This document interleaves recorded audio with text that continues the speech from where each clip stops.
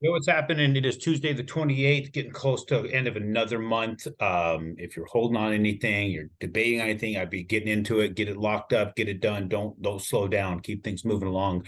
As we've been talking about, interest rates are probably going to be on this 40-year rise that we're talking about. I've been in meetings in Tampa, Florida. I was leading a session, kind of like a fireside chat with a bunch of entrepreneurs in the room, me and another finance guy talking about things. And there's only one person in the whole damn room talking about rates coming down. That's it. Only one. Everybody else is like, we're looking at the data, we're looking at the information, all the speculation that's out there. Everybody's of the belief we're probably going to keep seeing that. So we have to seeing them go up. So we as entrepreneurs have to figure out what is the best way for our businesses. What's the best way for your business, your real estate investment business? How do we make you successful? Let me tell you, other lenders don't give a shit about how you're going to get successful. They care about how are they going to close that loan today and put you whatever it's going to take to get you there. We need to make sure that that deal today becomes a better one for you tomorrow, the next day, and the next day. Make sure you're continuing to be benefiting you however you do it. We can't sacrifice one transaction for the next 10 that you need to be able to have that long-term wealth generation and tax benefits and all the things that real estate does. If you think it's just cash flow, we need to be talking. And I'm going to remind you, you never, ever, ever, ever pay cash on a property again until you talk to me. Do not walk it to the table with a check to buy a property and then refinance, pull the cash back out until we talk. Don't do it.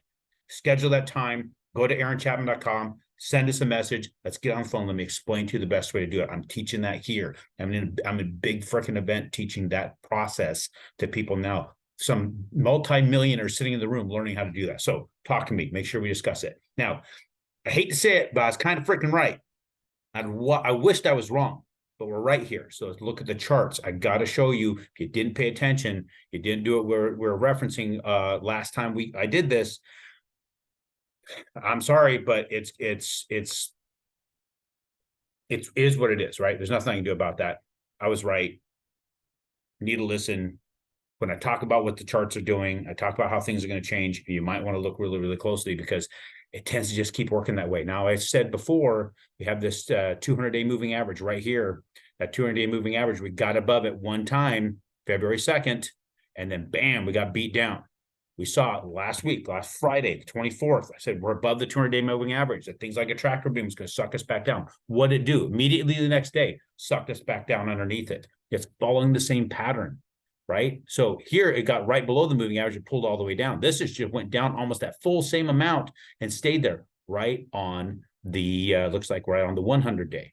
So got sucked right down to the 100-day moving average again. Things move in patterns. We're watching that same pattern play itself out. If it could work its way down here. So if you're sitting here debating with Scotty on the interest rate, freaking lock it.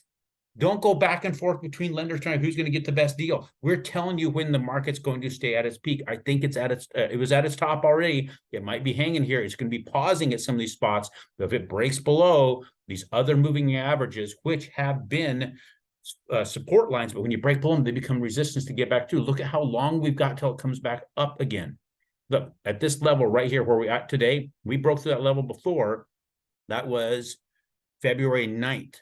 To get back through that level and back up was March 13th, a full month of trading to get back. If you don't have that long, you have a week or two, you don't have any time to waste. You've got to lock it in now because we could be seeing that same pattern play out because that's how traders work in patterns. And we'll see that pattern play out again. If it does, then you won't be able to lock at a better rate for another 30 days. And if you're closing in the next 30 days, you may want to get that lock. If you're closing the next 45 or 50, we don't know that it'll stay in this pattern, right? It could just keep going down. We don't know. So let's not risk it. Protect yourself. Get that stuff locked. If you're going to pay cash for something, considering paying cash, talk to us well in advance. If you haven't filed your tax returns for 2022, talk to us. We'll look at the drafts and say, hey, this is what, all your write-offs will look for like as far as your qualifying capability. You want to make sure you're qualifying how your qualifying looks with how your stuff is set up. So I got to get back in there. I got to jump on stage in 10 minutes, but wanted to just shoot this message to you guys that, sorry, I was right. I hate being right and that kind of stuff. I wish it was the other direction because that means rates are getting better, but it's not. We're following patterns. Listen to people understand the patterns, not these jerk offs that want to just close your deal. Appreciate you guys. We'll talk to you on Friday.